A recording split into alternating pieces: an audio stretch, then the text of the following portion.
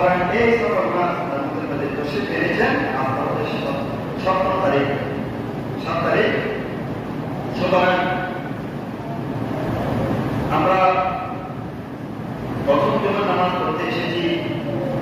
সুতরাং আমরা আজকে এই জুমার নামাজের আগে কিছু আলোচনা সময় সেটা হচ্ছে আল্লাহ তাআলা আমাদের জন্য এমন একটা জীবন বিধান দান করেছেন যার নাম হচ্ছে আল কোরআন।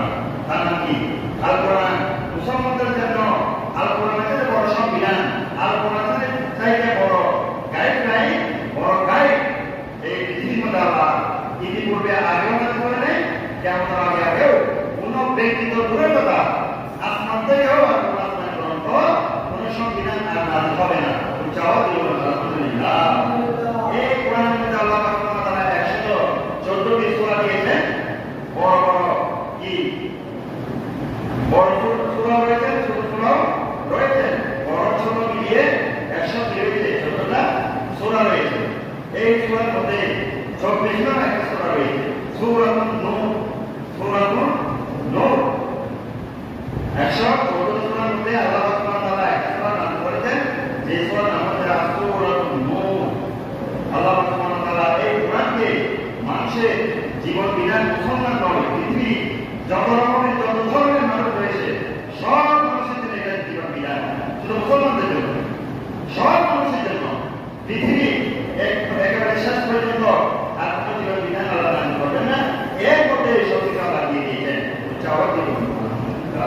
এর মধ্যে যে সূরা 24 নং সূরা আছে সূরাতুন নূর।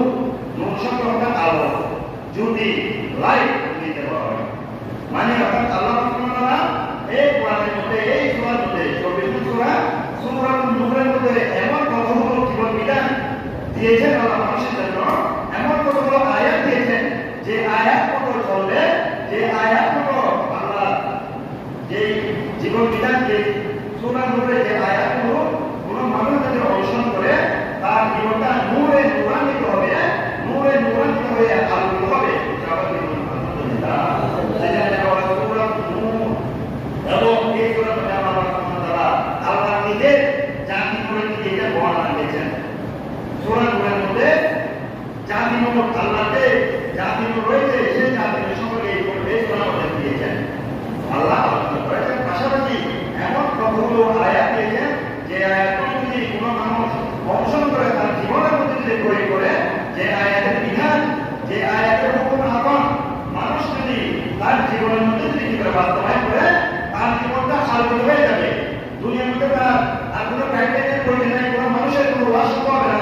আল্লাহ যে ওয়াজগুলো সূরা নূরের মধ্যে দিয়েছেন সেগুলো যদি কোনো মানুষ আলোচনা করে, কোনো মানুষ সেগুলো নিজের জীবন যদি বাস্তবায়ন করে, সেই জীবনে তার আর কোনো জীবন বিধানে কোনো সংবিধানের প্রয়োজন নেই, কোনো কিছু প্রয়োজন নেই, কোনো ওয়াজের প্রয়োজন নেই। এগুলো কাজ করতে হবে।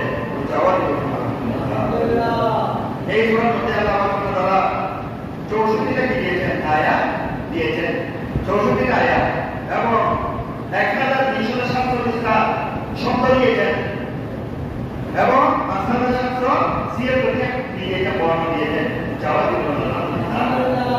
তাহলে কোন একটা ব্যক্তি যদি সূরাতুন নূর তেলাওয়াত করে 5776টি বর্ণনা যে ব্যক্তি পড়বে 5776কে 10 দিয়ে গুণ দিলে 10 হবে এবং আরো আয়াতের মধ্যে 720 দিয়ে গুণ দিলে 10 হবে। আল্লাহ তাআলা আপনার মধ্যে কখনো সওয়াব দান করবে। তাহলে আল্লাহ তাআলা এত সুন্দর একটা জীবন বিধান আল্লাহ আমাদেরকে দিয়েছেন। আমরা মুসলমানরা কোরআন নিয়ে গবেষণা না করার কারণে, কোরআনের বিধান আমাদের জীবনে বাস্তবায়ন না করার কারণে আজকে আমরা দিকে দিকে পথভ্রষ্ট, দিকে দিকে কাফের মুশরিকরা আমাদের বিপদে বিপদামি করছে। এই কোরআন আল্লাহ তাআলা পারিবারিক জীবন কিভাবে গঠন করবে, আপনার পারিবারিক জীবন, পারিবারিক জীবন মানুষের একটা ব্যক্তিগত জীবন আছে, পারিবারিক জীবন আছে, সামাজিক জীবন আছে, রাষ্ট্রীয় জীবন আছে, অনেক জীবন মানুষের। একটা মানুষের বিভিন্ন জীবন থাকতে পারে।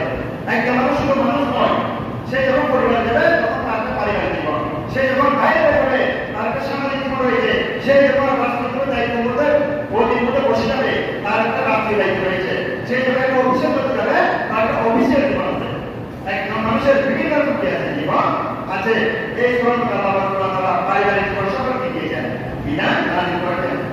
এবং সামাজিক স্বাধীনতা, একজন মানুষ সমাজের মধ্যে কিভাবে নিজেকে স্বাধীনতা বজায় রেখে সমাজের মধ্যে মানুষের সাথে চলাফেরা করবে, সমাজের সাথে ওঠাবসা করবে, সামাজিক দায়বদ্ধতা পালন করবে, সেই সম্পর্কেও এই জীবনটা আলোচনা করেছেন।